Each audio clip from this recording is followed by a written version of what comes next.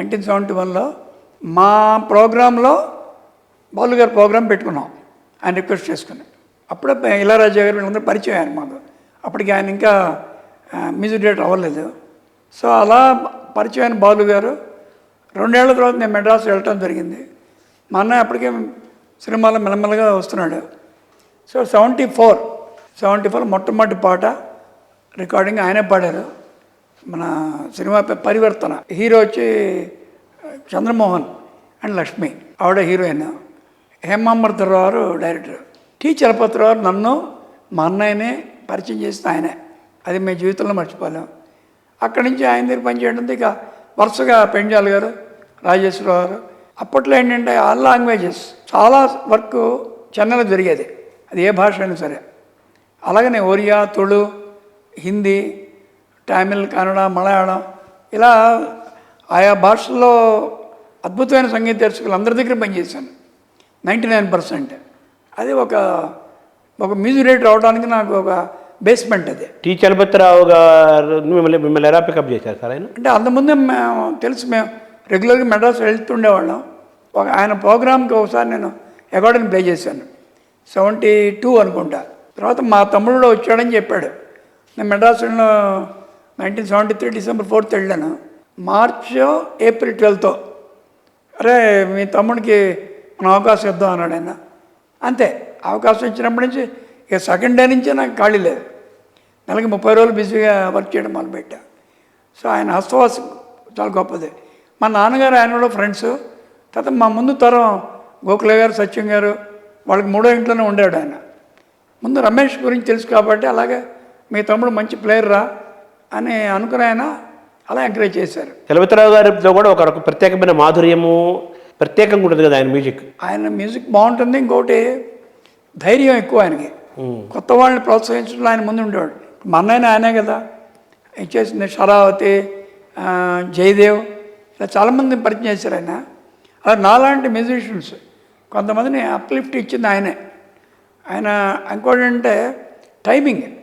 Morning 7 అంటే 7, 7:05 కూడా వెళ్తే ఒప్పుకునేవాడు కదా. అంత టైమింగ్ ఆయన దగ్గర. Discipline, very discipline. మేము అయూబ్ ఖాన్ అని పెట్టాం ఆయన పేరు. అంత సిస్టమేటిక్గా ఉండేది అనమాట. తర్వాత చలపతిరావు గారు, ఎస్ రాజేశ్వరరావు గారు, తర్వాత ఎంఎస్ విశ్వనాథన్ గారు, కేవీ మహాదేవన్ గారు, ఇలాగ మీ లిస్ట్ చాలా పెద్దది కదా. మీరు వర్క్ చేసిన సుమారు ఎన్ని సినిమాలు చేసి ఉంటారు సార్ వాళ్ళకి మీరు? సుమారు 1500 సినిమాలు. 1500 సినిమాలు, రకరకాల. వీటిలో ఎక్కువగా చేసింది కేవీ మహాదేవన్ గారు 11 ఏళ్ళు. అలాగే ఒక 4-5 ఏళ్ళు హంసలేఖ కన్నడ.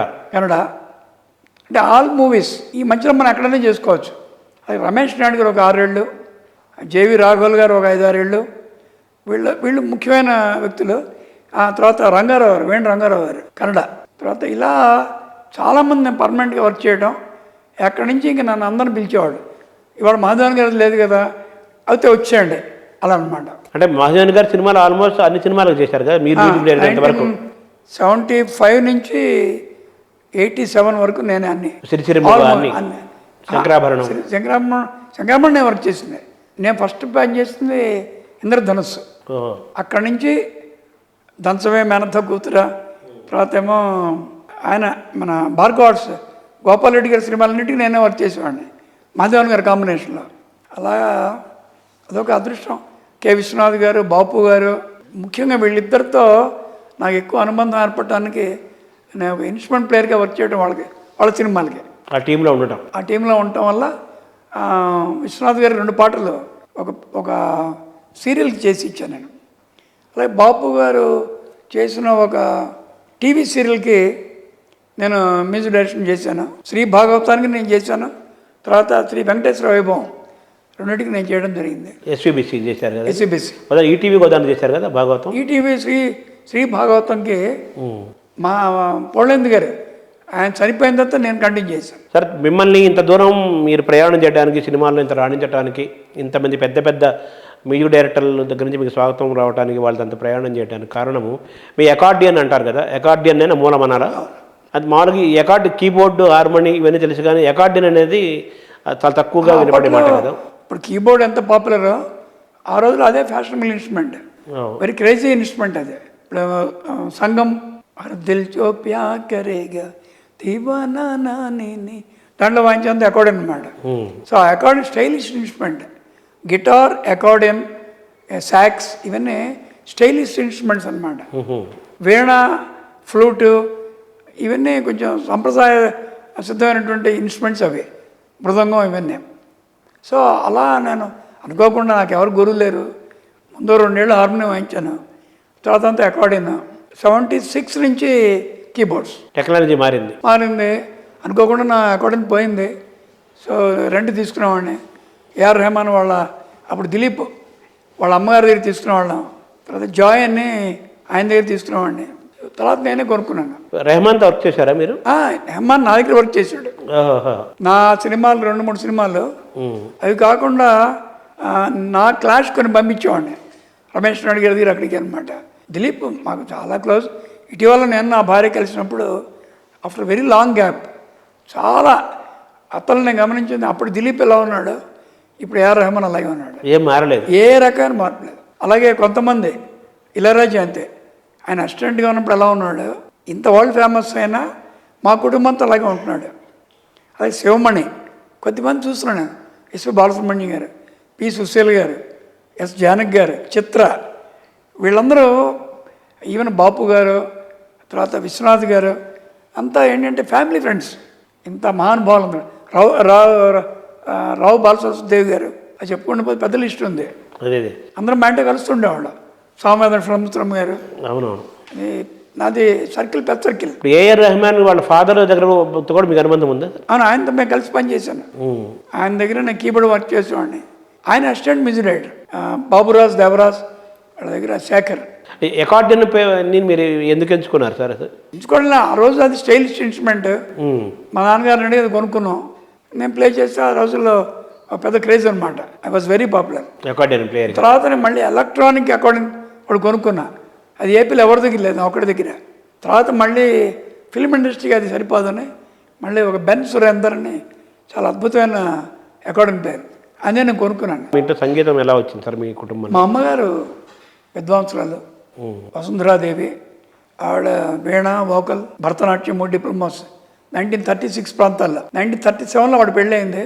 ఈ జైపూర్ మహారాజు వారు ఒక అకార్డియన్ వీణ ప్రజెంట్ చేశారు. మా నాన్నకు కూడా సంగీతం అంటే ఇష్టం. నాగేశ్వరరావు మా నాన్నగారు స్వతహాగా ఆయన engineer, Andhra cements, Vijayawada. But ఇవన్నీ ఇంట్రెస్ట్ ఆయనకి, లేకపోతే మమ్మల్ని ఎంకరేజ్ చేసేవాళ్ళు కాదు కదా. అయితే మా అమ్మగారికి ఏంటంటే సినిమా ఏం అంటే ఒక కర్ణాటక సంగీతం కాదు కదా అని ఆవిడకి ఒక ఉండేది. తర్వాత నేను భైరవ ద్వీపం, బృందావనం ఇవన్నీ చేసిన తర్వాత ఓకే, మన రాగాలు అవి వదలకుండా జాగ్రత్తగా చేస్తున్నానని ఆవిడ కొంతవరకు నమ్మకం కలిగింది. అంటే మన శాస్త్రీయమైన రాగాల్ని, శాస్త్రీయ సంగీతం మన బేస్ని మీదే ప్రయాణం చేస్తున్నారు. అన్ని సినిమాలు కుదరదు, అవును, కొన్నిటికి కుదిరినప్పుడల్లా నేను మా అమ్మగారు గుర్తుగా వీణ ఎక్కువ నేను కొన్ని ఇన్స్ట్రుమెంట్స్ ఇచ్చేసేవాడిని.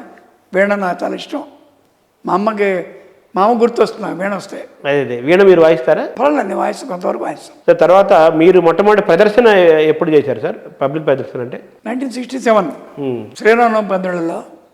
అదే first programme. First payment 20 rupees. 67 Vijayawada, April, Vijayawada. అక్కడి నుంచి మెల్లమెల్లగా విజయవాడ నుంచి మెడ్రాస్ వెళ్ళేప్పుడు పేమెంట్ 60 రూపాయలు. ఆ రోజులు హైయెస్ట్ పేమెంట్ అది. మెడ్రాస్ రాగానే 75. కీబోర్డ్ ప్లేయర్ వచ్చేప్పటికి ఇంకా పెరిగింది. అలా నేను రిటైర్మెంట్ 2250 రోజుకి. అంటే ఇవాళ కనీసం 2 లక్షలు లాగా అనమాట. 45 ఏళ్ళ క్రితమే 2200 తీసుకునేవాళ్ళు రోజుకి. ఆ రోజుల్లో అంటే ఒక సౌత్ ఇండియాలో ఉన్న 5 మంది టాపర్స్లో నేను ఒకడిని. అందరూ నన్ను లైక్ చేసేవాళ్ళు. లక్ష్మీకాంత్ పేర్లాల్ గారు, లేకపోతే బప్పి లహరి, ఇలా చాలామంది, రవి, అందరు నన్ను అక్కడ బాంబే రమ్మనేవాళ్ళు. లేదు సార్, ఇక్కడ ఉంటే నాకు అందరితో వర్క్ చేసుకోగలం కదా.